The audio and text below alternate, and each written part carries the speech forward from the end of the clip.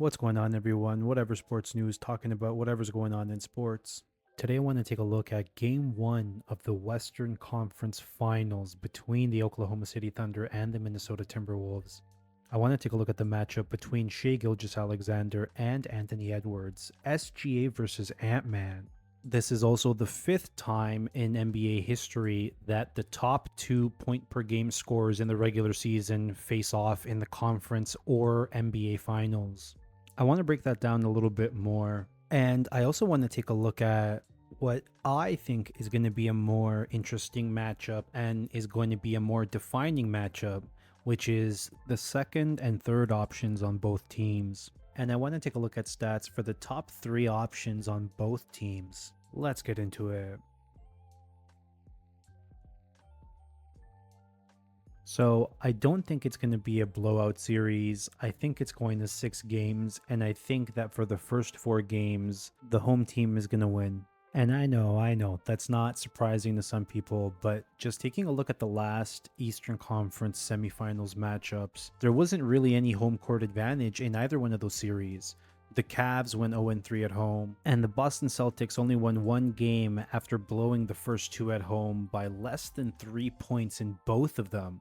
Not to mention that Boston was up by 20 in both Game 1 and Game 2 at home, and they still ended up losing. But I think the Western Conference Finals is going to be different. It's definitely going to be more competitive. And speaking of, the head-to-head matchup between Shai Gilgeous-Alexander and Anthony Edwards, this is going to be a great matchup. The 2 leading scorers in the regular season facing off against each other in the playoffs, I don't think we could have asked for a better show. I'm excited to see Shai drive inside and see how he's going to be able to solve, or how the team is going to be able to solve, the Rudy Gobert rim protection problem. Marcus, That's correct. who's the most important player in the series? Nobody cares, Marcus. I think it's Rudy Gobert. As of right now, I don't think he's performed to the level of those 4 trophies that he has. I don't know where he's probably don't know if having I them, agree with that. but I don't really think that he has shown that he's a really great defensive stopper in the playoffs. I think Gilbert Arenas nailed it on the head. On top of not being able to prove that he's the same defensively in the playoffs as he is in the regular season, he struggles to find his touch offensively in the playoffs when he already struggles with that in the regular season. Historically, he hasn't shown that he can change that, and I see no reason to suspect why that would start now. And while OKC doesn't have as strong of a rim protection personnel, their guards do a really good job of playing against their bigs, getting hands into passing lanes, and getting their hands on the ball and ripping it away from their opponents.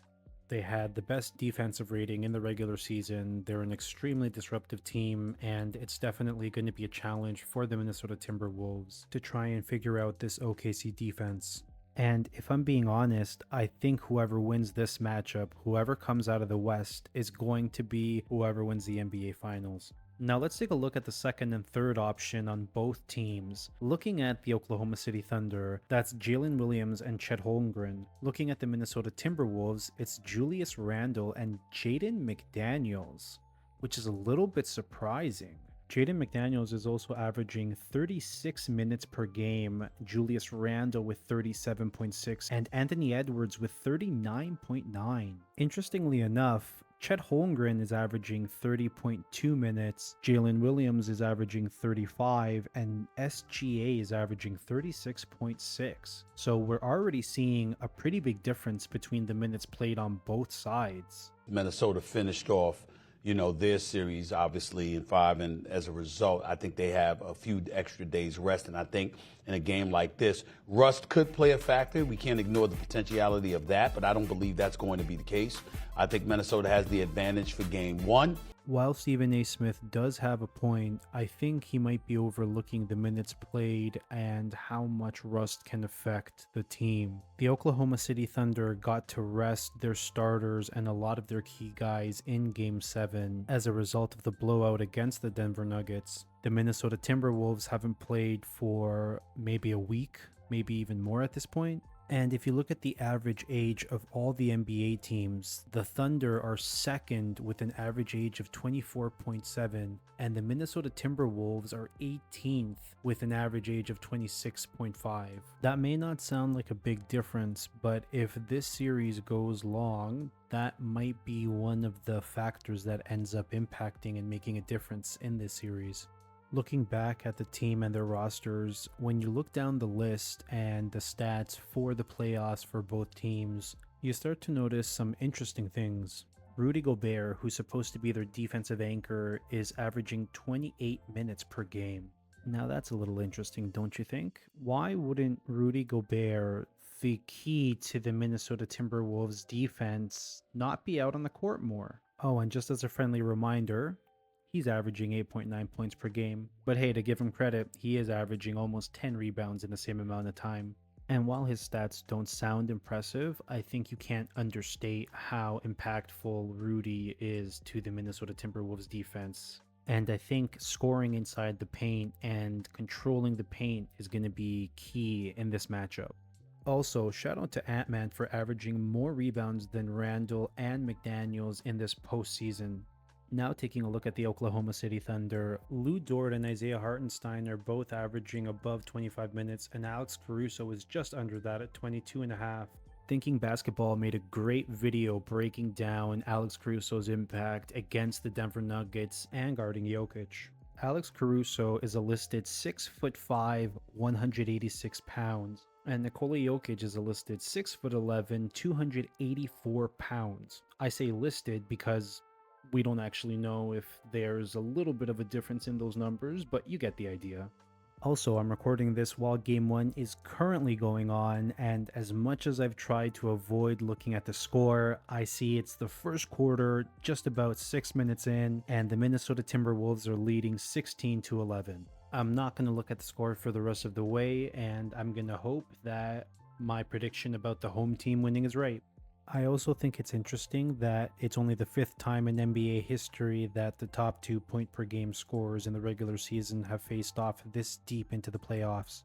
I feel like there's something else behind that stat, but I'm definitely not smart enough to unpack what it is, so I'll let you guys think about that. Let me know in the comments if that's something that's a surprise to you, or if you have an understanding or a reason as to why that's the case. It can't just simply be that the top 2 or either one of the top 2 scorers have just been eliminated before then, right?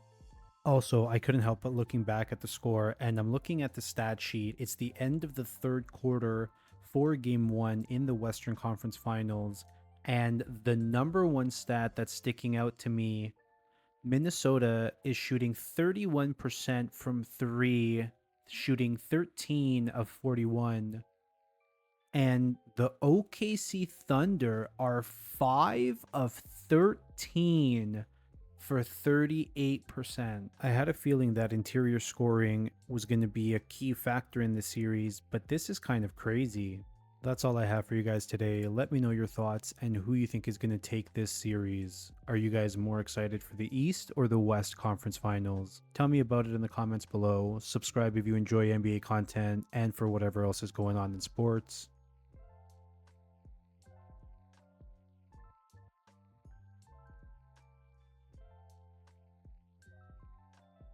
Did I say this game wasn't going to be a blowout? Yikes.